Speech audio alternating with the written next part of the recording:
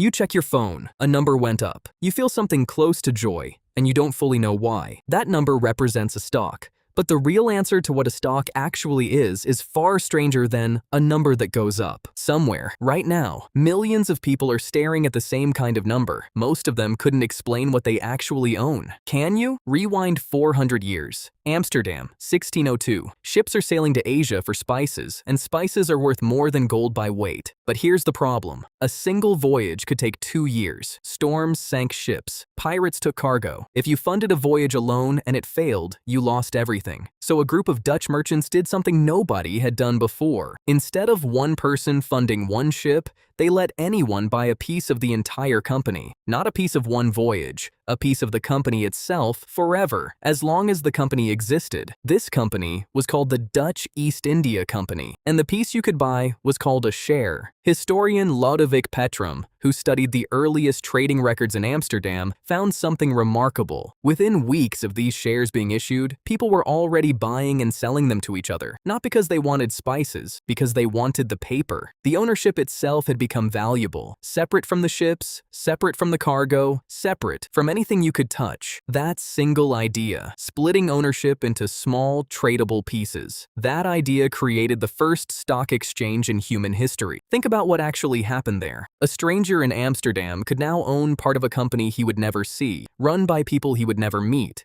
doing business on the other side of the world. Ownership had been unbound from proximity. You didn't need to know someone. You didn't need to trust them personally. You just needed to trust the paper. Fast forward to today. When you buy one share of a company, you are doing the exact same thing a Dutch merchant did in 1602. You are buying a tiny legal claim on that company's assets, its profits, and its future. If the company has 1,000,000 shares and you own one, you technically own 1/1,000,000th of it. 1/1,000,000th of the buildings, 1/1,000,000th of the brand, 1/1,000,000th of the coffee machines in the break room. That sounds almost absurd when you say it like that, but it's literally true. Here's where it gets counterintuitive. You'd think owning part of a company means the company owes you. It doesn't. Not really. Most of the time, the company doesn't send you a check just for existing. What you actually own is a claim, a legal right to a slice of value that only becomes real if you sell your share to someone else, or if the company chooses to pay out profits, called dividends. So why does the price move at all if nothing physically changes hour to hour? This is where psychology enters the story, and it enters hard. Behavioral economist Richard Thaler spent decades studying something called the endowment effect. In his experiments, people who were given a mug valued it almost twice as much as people who were merely offered the chance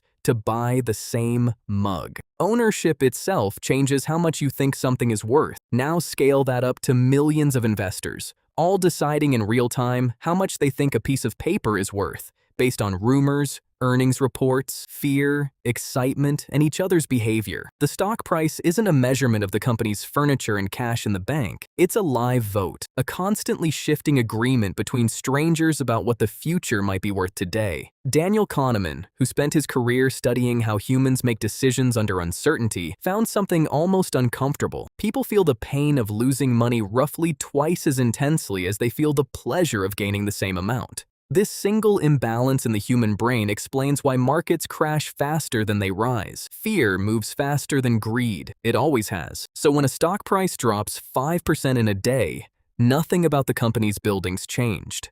Nothing about its employees changed. What changed was a shared emotional recalculation happening simultaneously inside thousands of brains that all evolved the same ancient loss aversion wiring. You are, in a very real sense, watching collective human psychology rendered as a number. Here's the twist most people never sit with. The stock market isn't really a reflection of the economy. It's a reflection of what large groups of people believe other people will believe. Economist John Maynard Keynes compared it to a newspaper beauty contest, where the winning strategy isn't picking who you find most beautiful. It's guessing who everyone else will vote for. Stock prices work the same way. You're not just betting on a company, you're betting on a bet, layered on top of another bet.